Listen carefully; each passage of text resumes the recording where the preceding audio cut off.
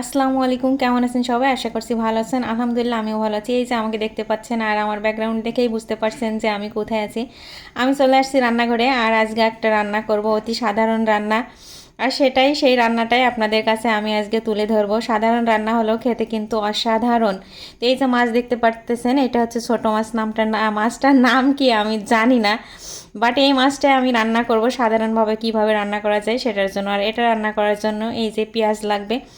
আমি পেঁয়াজগুলোকে ফার্স্টে কেটে নেব। এই যে পেঁয়াজ ছোলাছুলি শুরু করে দিচ্ছি আমি। আর এই যে দেখেন কত কাজের, আমি দেখতে পাচ্ছেন কিভাবে পেঁয়াজ ছিলতেছি। কত সময় লাগে একটা পেঁয়াজ ছিলতে আমার, দেখেন। কাটা তো দূরের কথা, মাত্র ছুললাম একটা এতক্ষণ ধরে, আরেকটা নিলাম আল্লাহ জানে। বেশ কিছু পেঁয়াজ লাগবে এখানে, কতক্ষণ লাগবে আমার এটা কাটতে আমি নিজেও জানি না। তো এই যে 2 নম্বর পেঁয়াজটা আমি ছোলাছুলি শুরু করে দিছি, ছুলতেছি আমি, ধরে টানাটানি করতেছি। তো পেঁয়াজটা আমি ছুলে নেব এভাবে। আসলে কতক্ষণ টাইম যে লাগবে আমার সেটা বলার মতো না। তো যাই হোক, অফ ক্যামেরায় এই যে আমি সবগুলো ছিলে নিছি এবং সুন্দর করে ধুয়ে নিচ্ছি। এবার এইখানটা একটু পরিষ্কার করে নেব, এর মধ্যে তো আর কাটা যাবে না। তো এই যে ছিলাই এবং এখানে পরিষ্কার করা শেষ, পেঁয়াজগুলোও ধুয়ে নিয়ে আসছি। এইবার হচ্ছে এটা কুচু কুচু কুচু কুচু করে আমি কাটবো। এই যে সরে গেছে, কুচকুচ কুচকুচ কুচকুচ করে আমি কাটতেছি। আসলে মাছটা যখন নিয়ে আসে তখনই আমি বলছিলাম যে এই মাছটা হচ্ছে আমি রান্না করব। আর হচ্ছে এই মাছের রান্নাটা, মাছ আমাদের ঝিনাইদে অনেকেই বলে পুরপুরা।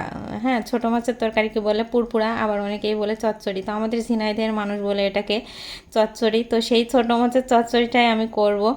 এই যে দেখেন পেঁয়াজগুলো আমি কেটেই যাচ্ছি, কাটা হচ্ছে না। আর এদিক তো আমার চোখের অবস্থা শেষ, দাঁড়ান দেখাচ্ছি কি অবস্থা হয়েছে। আমার চোখ দিয়ে পানি টানি বের হয়ে তো একদম সেই একাকার হয়ে গেছে। আমি কাটতেই পারতেছিলাম না ভালো করে, তারপরেও চেষ্টা করতেছিলাম, যেভাবে পারছি সেভাবেই কাটছি।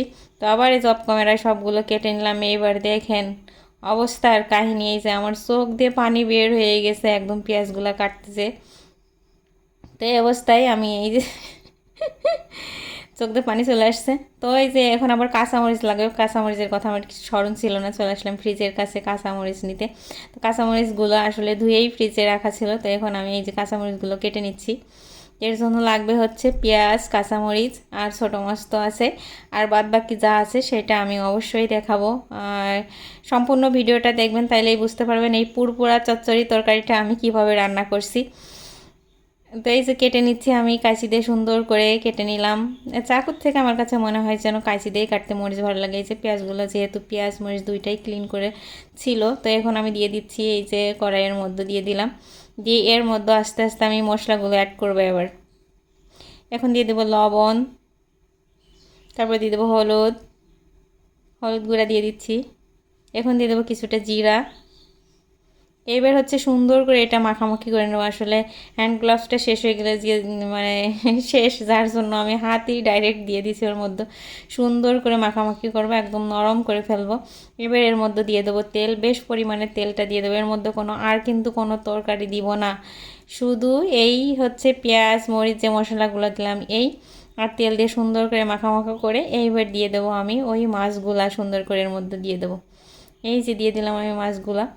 এবার সুন্দর করে আমি হাত দিয়ে এটা আবার মাখাই নেব। যে সুন্দর করে মাখা চাকা করে নিচ্ছি আমি। তো মাখা চাকা শেষ। এবার হচ্ছে এই যে একটু পানি দিয়ে দেবো, হাতটা ধুয়ে ওর মধ্যে পানি দিয়ে দেবো, বেশি দিব না। মানে যতটুকু না দিলে নাই অতটুকু আর কি। এই যে জাস্ট এইটুকু, আর দিব না। এখন হয়ে গেছে আমার হাতের তো অবস্থা শেষ, হাত হলুদ হয়ে গেছে। এই যে চুলার উপর দিয়ে দিলাম। এবার চুলাটা অন করে ঢাকা দিয়ে দেব, ঢাকা দিয়ে দিলাম। তো এটা হতে থাক। এরপর এই যে আর একবার আসছি, দেখি একটু নাড়ানাড়ি করে দিই যে কী অবস্থা। এসে দেখি যে একদম তো পানি টানি সব শুকাই গেছে। ওই অবস্থায় একটু নাড়ানাড়ি করে দিলাম। এই যে নাড়ানাড়ি করা হয়ে গেছে, আবার আরেকটু আমি ঢাকা দিয়ে দেব। এই তো টাকা দিয়ে থাক। এইবার হচ্ছে আমার হচ্ছে চুলের অবস্থা শেষ, অনেক দিন হলো চুলে কিছু নেওয়া হয় না। তো ভাবতেছি আজকে চুলে নেব কিছু। এই যে এই প্যাকটা আমি চুলে লাগাবো। এই প্যাকটা আমি কোনো পেজ থেকে উনি কিছুই না, আর আমি নিজে বাসায় তৈরি করছি। আর এই যে প্যাক নেওয়ার আগে আমি ড্রেসটা চেঞ্জ করে নিলাম। তো এই যে চুলের মধ্যে আমি এভাবে এভাবে দিয়ে নেব সুন্দর করে। আমারটা আমি একাই দেব। এই যে দিচ্ছি, দেখেন দিয়ে দিচ্ছি আমার সব চুলে। তো এই যে সব চুলে দেওয়া হয়ে গেছে, তারপরে এই যে সর্বশেষ আমার চেহারা, আমার অবস্থা ঝুটি করে নিয়েছি পিছনে একটা। আর এই তো আমাদের রান্নাও শেষ। Thank you so much. এই ছিল আজকের ভিডিও।